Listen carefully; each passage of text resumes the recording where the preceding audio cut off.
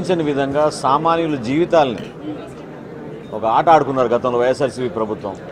చుక్కల భూములు అన్నారు, 22A అన్నారు, రెడ్ డాట్లు పెట్టారు. సో గౌరవ ముఖ్యమంత్రి గారు సంవత్సరంన్నర నుంచి కూడా రెవెన్యూ శాఖ ప్రక్షాళన జరగాలి, ఎవరైతే ఇబ్బంది పడుతున్నారో సామాన్యులు వాళ్ళు ఇన్నిసార్లు తిరగకూడదు ప్రభుత్వ కార్యాలయాలని ఈ 22A భూములపైన నిషేధం, ఇబ్బందులు, దానికి చేయాల్సిన సవరణలు, కొన్ని డేటా ఎంటర్ అవుతున్నప్పుడు జరిగిన పొరపాట్లు, వీటన్నిటిపైన కూడా ప్రతి జిల్లాలో కూడా సమీక్షించి త్వరగా దీన్ని ఆ సమస్య పరిష్కారం చేయమని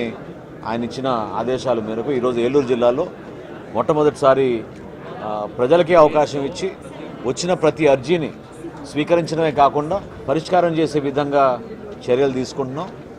ఏవైతే ఇతర శాఖలతో అంటే ప్రత్యేకంగా దేవాదాయ శాఖతో అనుసంధానమైన కొన్ని సమస్యలపైన వారం నుంచి 14 రోజుల సమయం వాటికి గడువుగా మేము ఒక సిస్టమేటిక్ విధానంలో వెళ్ళే విధంగా జిల్లా కలెక్టర్ గారు, జాయింట్ కలెక్టర్ గారు, డిఆర్ఓ గారు, ఇక్కడ ఉన్న అధికార యంత్రాంగం అందరినీ కూడా 27 మండలాల తహసీల్దార్లు, దానికి సంబంధించిన ల్యాండ్ రికార్డులు అన్నీ కూడా ఇక్కడ తెప్పించుకుని గౌరవ శాసనసభ్యుల ఆధ్వర్యంలో ఏలూరు జిల్లాలో ఈరోజు పరిష్కారం చేసే విధంగా ఖచ్చితంగా ప్రతి కుటుంబానికి ఆ వెసులుబాటు కల్పించే విధంగా ఒక బాధ్యతపరంగా మా కూటమి ప్రభుత్వం గౌరవ ముఖ్యమంత్రి గారు చంద్రబాబు నాయుడు గారు, అదేవిధంగా గౌరవ ఉప ముఖ్యమంత్రి గారు పవన్ కళ్యాణ్ గారు ఆధ్వర్యంలో ఈరోజు ఈ కార్యక్రమం సాయంత్రానికల్లా